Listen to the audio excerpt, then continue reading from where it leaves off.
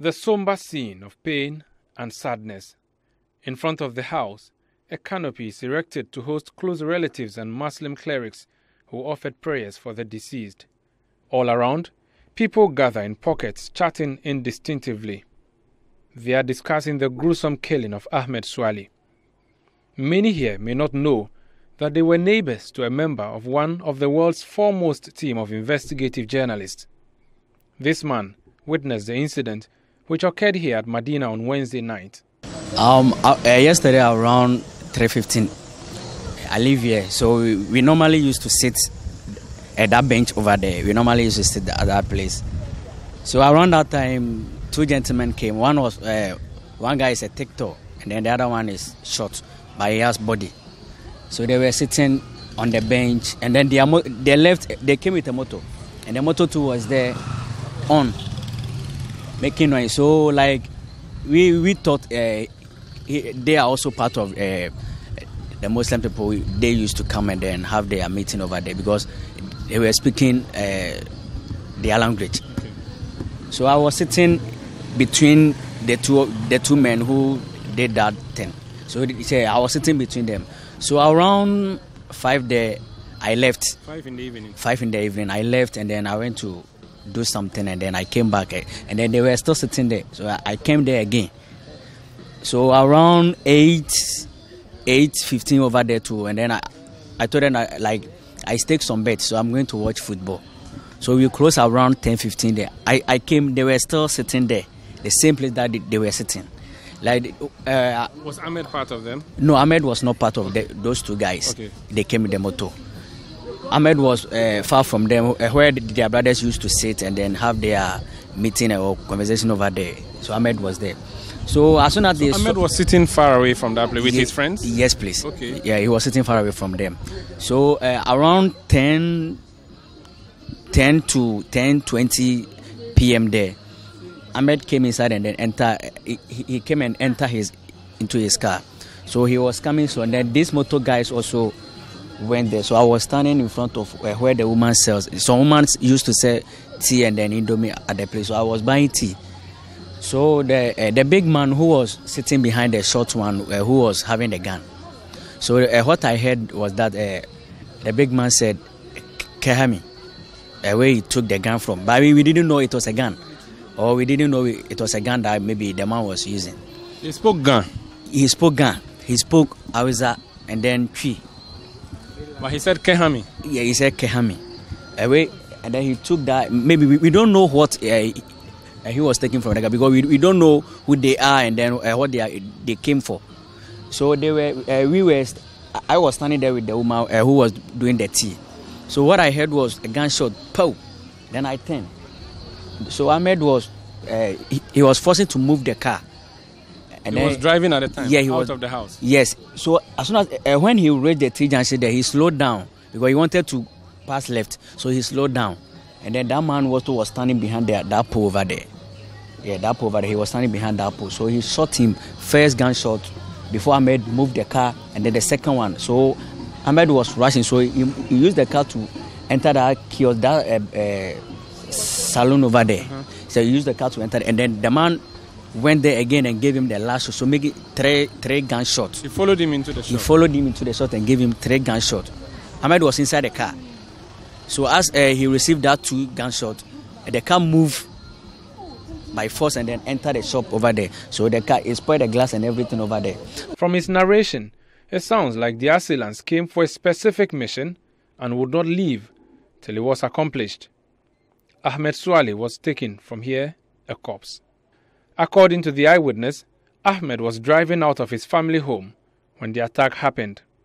The first bullet from the assassin struck him while he waited to join the main road here. In the ensuing commotion, Ahmed, who was behind the wheel at the time, lost control of the car, which smashed into a hairdresser's salon across the road. The assailant, according to the eyewitness, stepped over and fired 2 more deadly shots at Ahmed, killing him instantly. Onlookers called the police, but they came a little too late. So he gave him 3 shots. After that, and then some man did, hey. So I was saying, man, what was going on? And then they pointed gun at the guy. So we were all quiet, and the man came for the motor, and then he drove the motor away.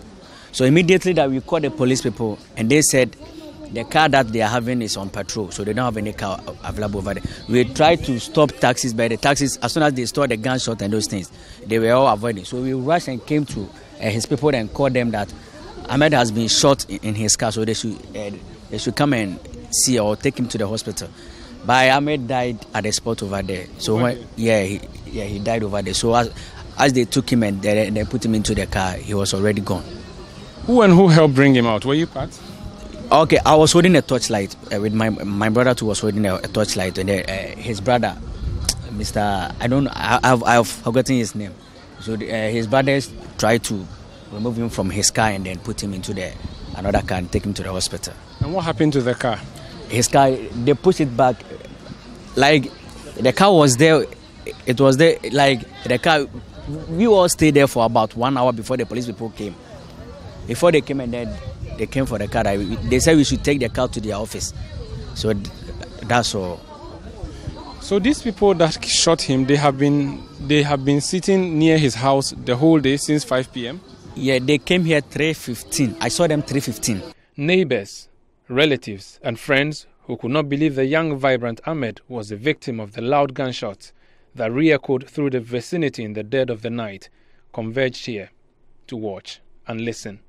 Musa Mukaz, a close pal and family friend of the late Ahmed Suale, recounts how pious he was. Ahmed Suale was a brother, a good friend, a very caring fellow, someone who could not even hurt a fly. Suale, there is no a single day that would pass, unless probably his travel, but anytime he's in Accra, he's always with us here. He comes, we pray together, we tease him, he also teases us. We live very normal, regular family and friends life. Very, very supportive. No family or a friend member would have a problem unless Suale, in most cases, if he's not the highest contributor, but he'll be among the highest.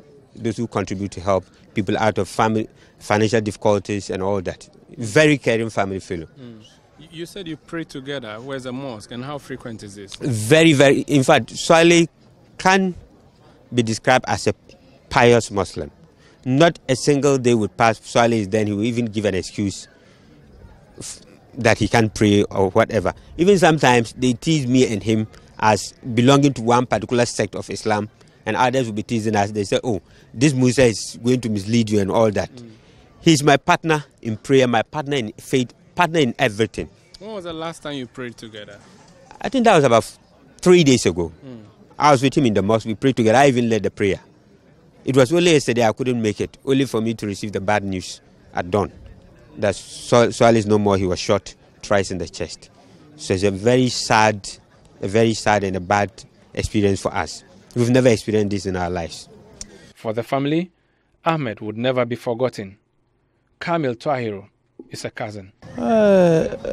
Simply, in Dagbani we call him Pabia and Dubia.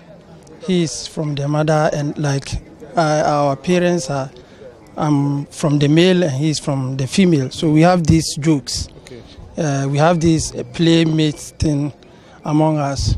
So anytime he comes here, I say, hey, small boy, what do you bring?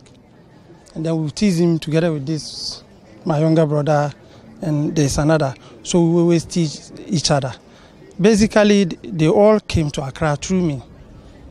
From where? From Nakpali. Okay. That is basically where we are all coming from. This is Tamale. After a village after Zabzugu. Okay. Basically, that is where we all came from, and almost all the guys here, when they came, they were all here, young ones. They grew up together, and they were all with me. So I don't even know what to say. Do you know any enemies of Suale who may have threatened him previously? For now, no. The body is still at the police hospital morgue as investigations continue. As per Islamic customs, Ahmed Suale would be laid to rest as soon as the corpse is released to the family. This sitting place behind me is where Ahmed Suale, the late, usually would spend his evening according to friends and family members. This morning, family members have gathered, friends have gathered, but instead of having a healthy conversation as they usually would do with the late Ahmed Suale, today they are only saying, Inna lillahi wa inna ilaihi raji'un. For City News, I am Umaru Sanda Amadu.